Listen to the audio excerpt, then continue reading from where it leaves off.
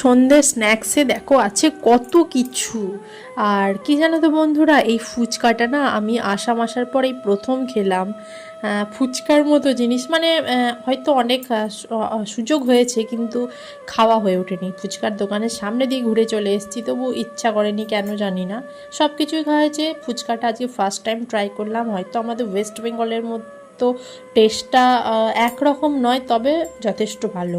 আর এখানে দেখো আছে ক্রিসপি চিকেনের একটা বিশাল পিস ছিল, একটা হচ্ছে লেগ পিস আর একটা এমনি পিস দিয়েছিল।